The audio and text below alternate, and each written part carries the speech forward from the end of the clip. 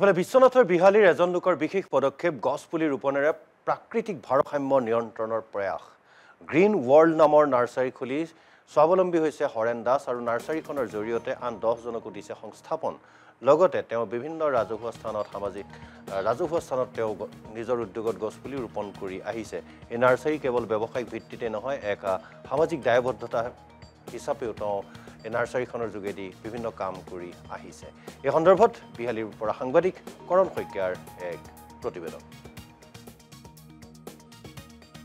জীৱন যাপন এগৰাকী যুৱকৰ মই আহি উপস্থিত হৈছোঁ এই বিহালীৰ মাঘেৰৌমাৰী হৰেণ দাসৰ বাসগৃহত আৰু Rohan Mohan green world nursery নামে এখন নাৰ্চাৰী খুলি তেখেতে স্বাৱলম্বিতাৰ হোৱাৰ পথ নিৰ্দেশন দেখুৱাইছে।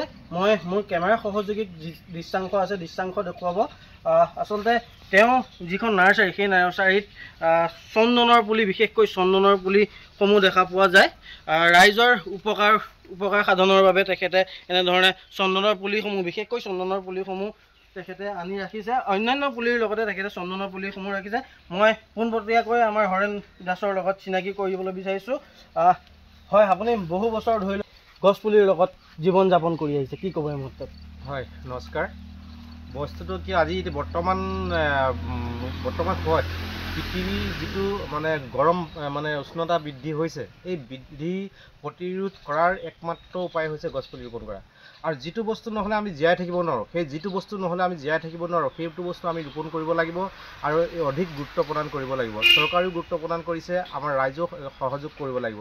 এতিয়া আমি যদি গছপুলি ৰোপণ কৰি পৃথিৱীখন সেউজীয়াও কৰোঁ, লগতে আৰ্থিকভাৱে সবল হ'ব পাৰোঁ, তো গতিকে ইয়াত ৰোপণ কৰাৰ বাধা থাকিব নোৱাৰে। আপোনাৰ বিশেষকৈ নাৰ্চাৰীখনত কি কি গছপুলি পোৱা যায়? ইয়াত ৰঙা চন্দন, বগা চন্দন, মেহগনি, শলখ, তিতাচপা আৰু বিভিন্ন প্ৰকাৰৰ গছ গছনি পোৱা যায়। আৰু গোটেইখিনি ক'লে গোটেই টাইমটো শেষ হৈ যাব, তো সেইকাৰণে মই আপোনালোকক দেখুৱাইছোঁৱেই। আৰু গোটেইখিনি আছে, নাহৰৰ পৰা ধৰি পেলাই যিকোনো ভাৰতবৰ্ষত যিকোনো গছপুলি মোৰ নাৰ্চাৰীত পোৱা যাব। যি বিশেষকৈ চৰ্চা লাভ কৰিছে যে বৰ্তমান সময়ত অসমত চৰ্চা লাভ কৰিছে যে যি চন্দন পুলি, হয়, বগা আৰু ৰঙা চন্দন পুলি বিশেষকৈ বৰ্তমান অসমতে বা ভাৰতবৰ্ষত চৰ্চা লাভ কৰিছে, সেই ক্ষেত্ৰত আপুনি এক সুন্দৰ পদক্ষেপ গ্ৰহণ কৰি আহিছে। এতিয়া চাওক দেই, চন্দন পুলি মই নিজে গছ ৰোপণ কৰি মই এজোপা গছত 45,000 পাইছিলোঁ।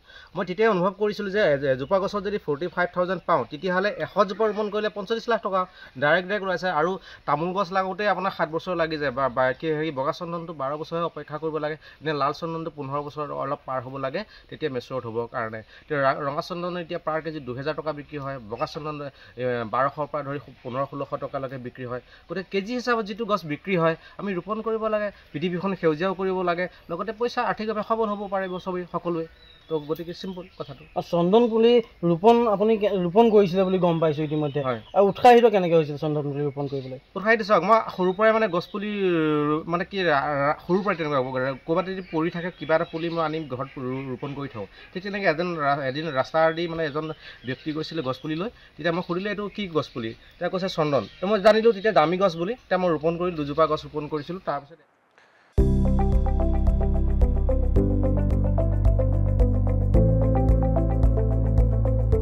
NB নিউজ, সহজ সৰল ভাষাত নৱভাৰতৰ কথা।